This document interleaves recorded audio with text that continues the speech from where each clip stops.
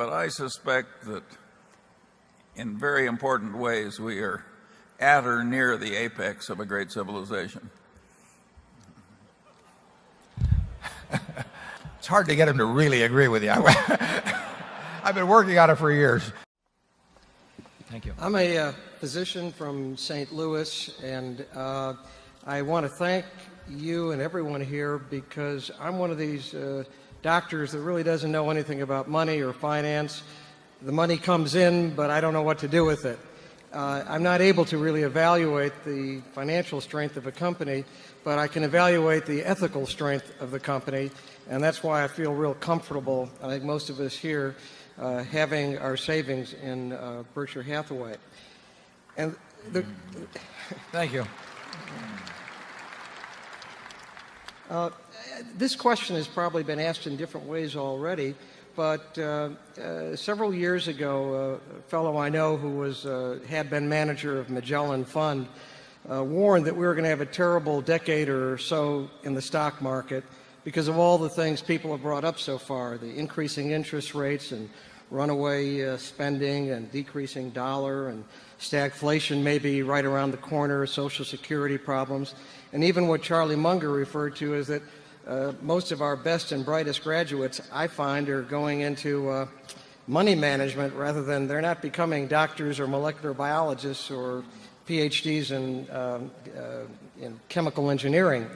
And so in view of the fact that a year or two ago, there was still an ebullience of emotion about the stock market going up and making everyone rich just by having their money in the stock market, it seems like that ebullience has dropped, and I'm hearing in anticipation of a bear market.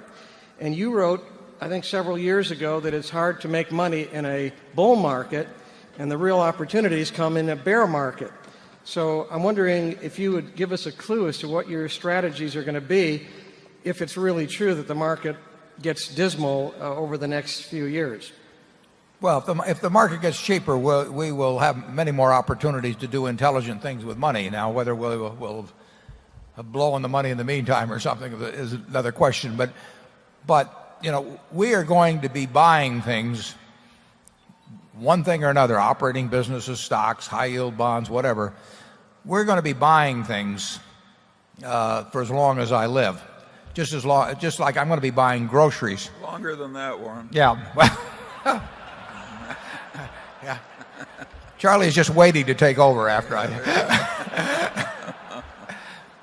And I'm going to be buying groceries the rest of my life. Now, would I rather have grocery prices go up or down if I'm going to be buying groceries tomorrow and next week and next month and next year? And the answer is obviously, if I'm a net buyer, I will do better if prices are lower.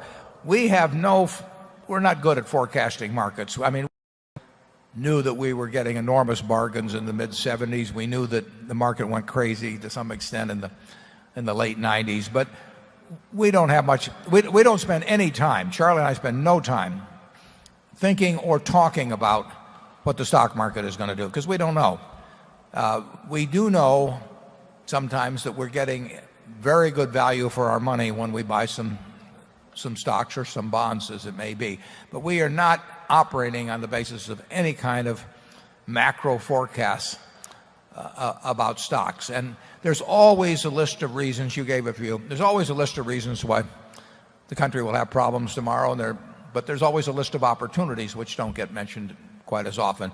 So we don't sit down and make a list of the bad things that are happening in the economy and the good things that are happening, and therefore expecting the stock market. It might not.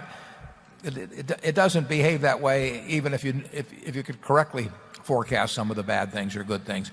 Overall, I'm an enormous bull on the country. I mean, over time, this is the most remarkable success story in the history of the world, if you think about it. I mean, in 1790, we had less than 4 million people in this country. There were 290 million people in China. There were 100 million people in Europe.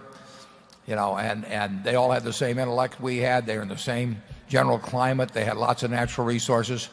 And 215 years later, those 3.9 million people, I think, actually, have 39 million people, I think, actually, have 30% or so of the world's GDP. So it does not make sense to bet against America. That doesn't mean all our policies are smart or anything. but I do not get pessimistic on the country. I worry about the big worry is what can be done by either terrorists or governments that have access to nuclear, chemical, or biological weapons. But in terms of the basic economics of the country, your children are going to live better than you live, and your grandchildren are going to live better than your children live. And we do not focus on macro factors. Charlie? Well, I agree with you that the economics of the country are probably going to increase for a considerable period ahead. But I suspect that in very important ways we are at or near the apex of a great civilization. You heard it here first, folks.